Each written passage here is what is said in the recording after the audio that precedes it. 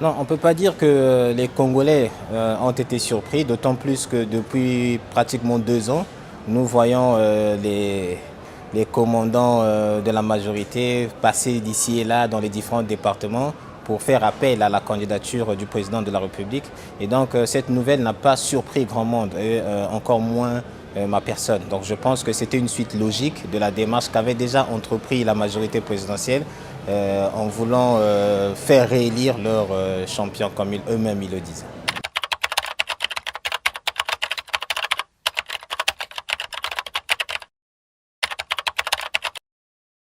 Oui, logiquement, il est véritablement temps qu'il passe la main.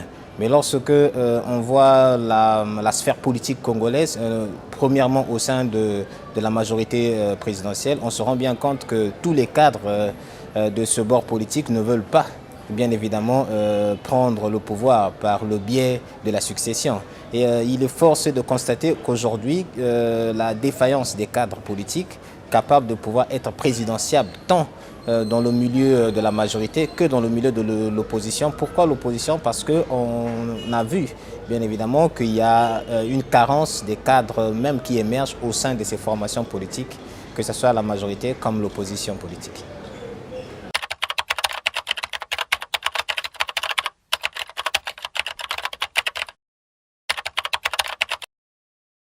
L'impression, oui, l'impression, non, nous n'avons pas ce sentiment parce que, comme je l'ai dit tantôt, c'est que il n'y a pas une véritable opposition qui travaille sur des questions d'alternance dans notre pays. Parce que nous avons vu, durant les 5 années qui viennent de précéder 2021, une opposition qui ne réclamait et qui n'avait qu'un seul discours, c'est de réclamer la libération des prisonniers politiques. Mais à aucun moment, cette opposition n'a travaillé réellement sur le terrain, sur des questions de pouvoir préparer une alternance, donc empêcher la réélection du président Sassou. Je pense que sur cette base-là, il est difficile de dire ou d'affirmer aujourd'hui que nous avons une opposition qui travaille pour barrer la route à une réélection du président de la République.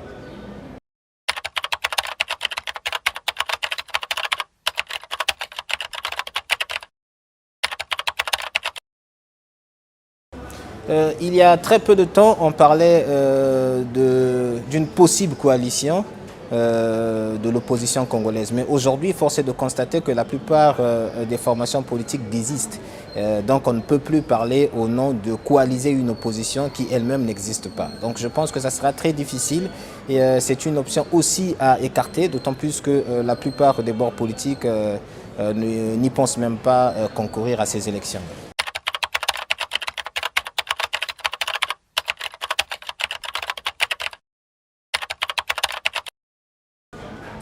Véritablement oui, parce que nous avons vu que le score et la mobilisation qu'a eu à réaliser l'opposant Jean-Marie Michel Mokoko en 2016 était très remarquable. Donc aujourd'hui, son absence sur la scène politique crée bien évidemment un grand boulevard pour le pouvoir actuel de se faire réélire, mais force aussi est de constater que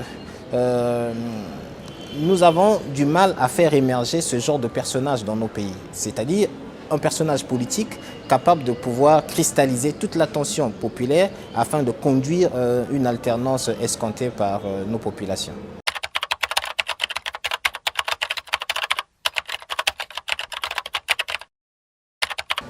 Déjà, à la suite de ce que nous avons dit dès le début, c'est que nous avons du mal à pouvoir trouver des opposants capables de pouvoir créer un contrepoids, donc un contre-pouvoir. Donc aujourd'hui, chercher des opposants capables de pouvoir créer un contrepoids vis-à-vis du pouvoir, ça serait très difficile, d'autant plus que la plupart des leaders ne sont que des leaders d'un petit groupuscule des gens et parfois des partis politiques n'existant que dans tel ou tel département mais ne couvrant pas la totalité du pays. Donc partant sur cette base, c'est très difficile aujourd'hui de dire que voilà, nous pouvons avoir confiance à une classe politique de l'opposition qui peut vraiment créer un contre-pouvoir.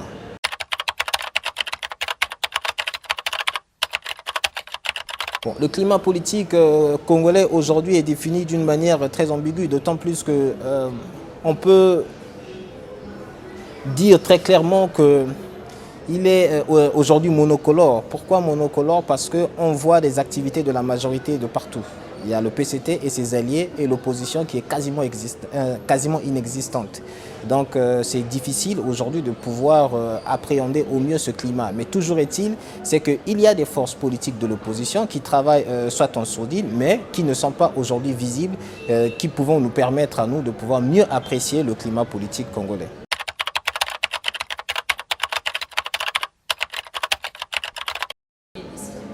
Bon, au regard de cette grande décision annoncée par le parti politique UPADES, qui est la première force politique de l'opposition congolaise, il faut le rappeler, ce parti met l'accent sur le manque de volonté du gouvernement à pouvoir améliorer la gouvernance électorale et le système électoral dans notre pays.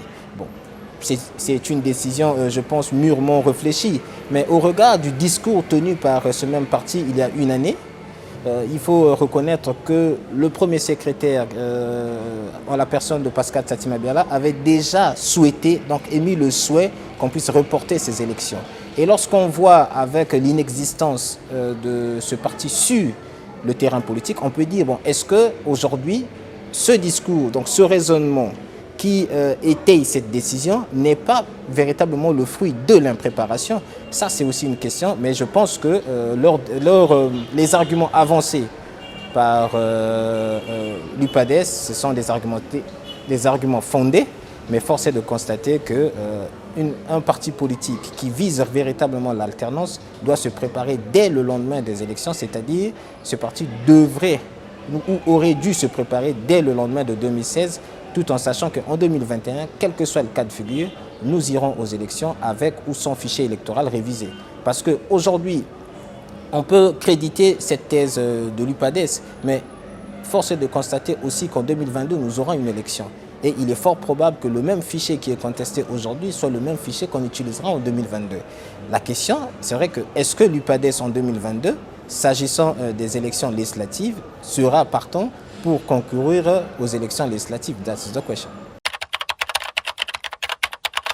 Bon, le dernier mot que nous pourrons dire au regard de tout ce qui se passe, et notamment de notre entretien, il est nécessaire de pouvoir dire que c'est vrai qu'aujourd'hui, le président Sassou Nguesso, avec sa majorité, est en train de battre vraiment le terrain.